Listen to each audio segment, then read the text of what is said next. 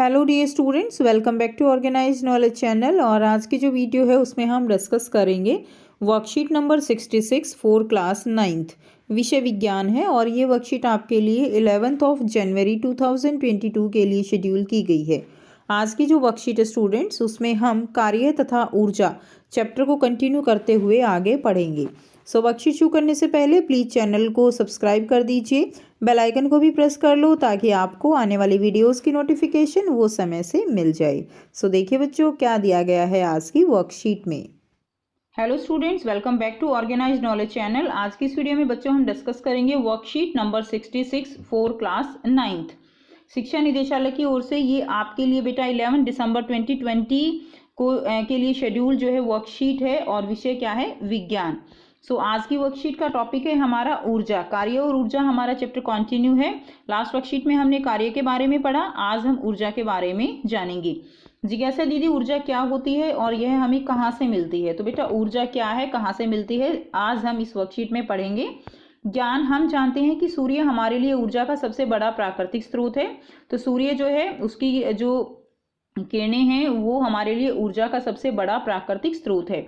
हम परमाणुओं के नाभिक, पृथ्वी के आंतरिक भाग और ज्वार भाटा से भी ऊर्जा प्राप्त कर सकते हैं। तो बेटा परमाणुओं के जो बड़े परमाणुओं के, भारी परमाणुओं के नाभिक होते हैं, पृथ्वी के जो आंतरिक भाग हैं और ज्वार भाटा, उनसे भी हमें ऊर्जा मिलती है। लेकिन विज्ञान में हम ऊर्जा को एक निश्चित और सटीक अर्थ देते हैं।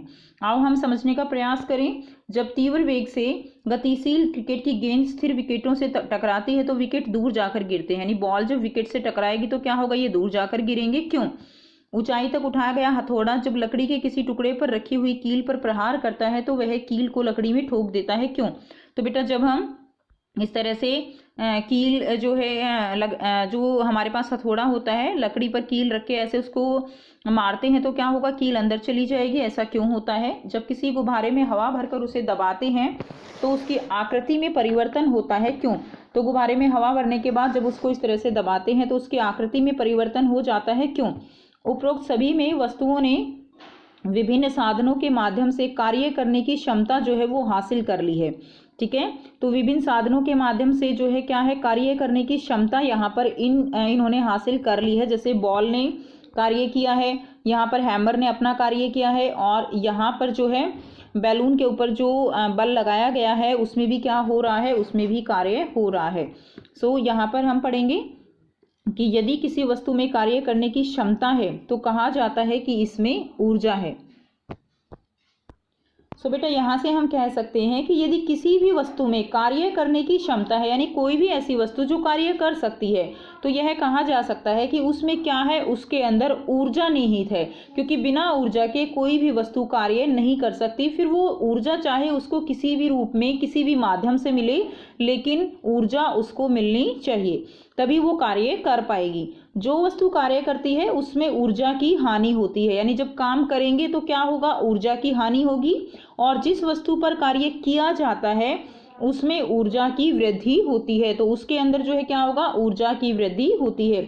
यानी जो वस्तु काम करेगी उसमें हानि होगी और जिस वस्तु पर काम किया जाएगा उसमें ऊर्जा की वृद्धि होगी।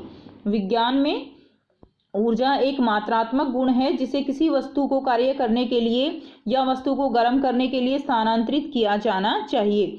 तो बेटा विज्ञान में ऊर्जा एक मात्रात्मक गुण है, ठीक है, जिसको हम माप सकते हैं और जिसे किसी वस्तु को कार्य करने के लिए या वस्तु को गर्म करने के लिए ऊर्जा को स्थानांतरित किया जा सकता है। यानी ऊर्जा से हम क्या कर सकते हैं, कार्य कर सकते हैं।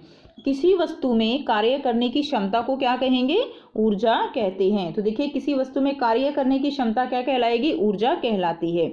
इस प्रकार किसी वस्तु में निहित ऊर्जा को उसकी कार्य करने की क्षमता के रूप में मापा जाता है। इसलिए ऊर्जा का मात्रक वही होता है जो कार्य का मात्रक होता है, अर्थात जूल या न्यूटन मीटर या किलोग्राम मीटर स्क्वायर पर सेकंड स्क्वायर। तो ये बेटा क्या है, ऊर्जा का मात्रक होता है। और ऊर्जा का मात्रक यानी ऊर्जा है तो कार्य होगा, तो इसीलिए ऊर्जा का वही मात्रक होता है जो कार्य का होता है, अर्थात जूल या न्यूटन मीटर।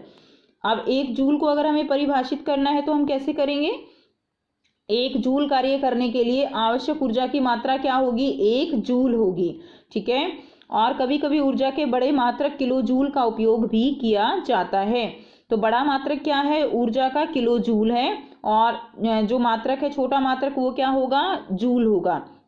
देखिए 1 किलो जूल किसके बराबर होगा, 1 किलो जूल 1000 जूल के बराबर होता है।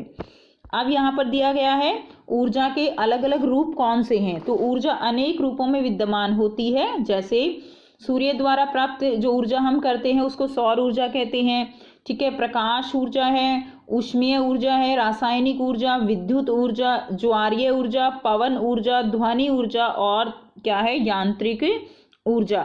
तो ये सभी क्या है, ये सभी ऊर्जा के अलग अलग रूप हैं, ठीक है। उसके बाद देखिए किसी वस्तु की स्थिति तथा गतिज ऊर्जा के योग को वस्तु की यांत्रिक ऊर्जा कहा जाता है। तो बेटा जब कोई वस्तु विराम अवस्था में होती है, यानी वस्तु किस अवस्था में है, विराम अवस्था में है, तो उसके अंदर कौन सी ऊर्जा है, उसके अंदर स्थितिज ऊर्जा है, ठीक है। विराम अवस्था में है और एक हाइट पे है, तो उसके अंदर कौन सी ऊर्जा होगी, स्थितिज ऊर्जा होगी। और दूसरा क्या है, गतिज ऊर्जा, यानी जब कोई वस्तु गति में होगी तो उसके अंदर कौन सी ऊर्जा विद्यमान होगी, उसके अंदर गतिज ऊर्जा विद्यमान होती है। और गतिज ऊर्जा और स्थितिज ऊर्जा इन दोनों के योग को यांत्रिक ऊर्जा कहा जाता है।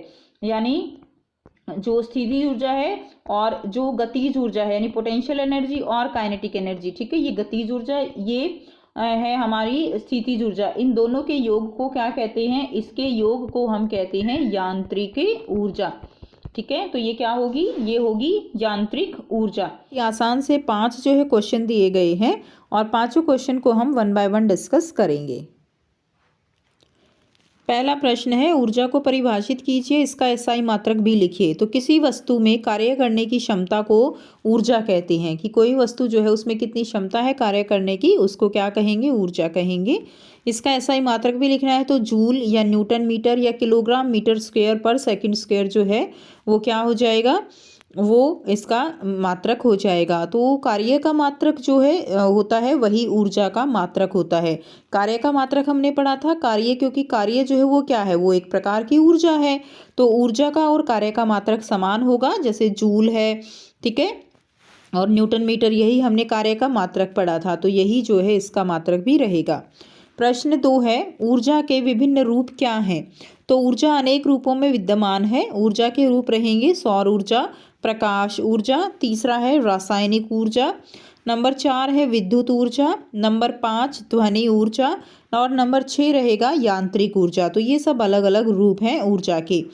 प्रश्न 3 है 14.5 किलो जूल ऊर्जा को जूल में निरूपित करना है।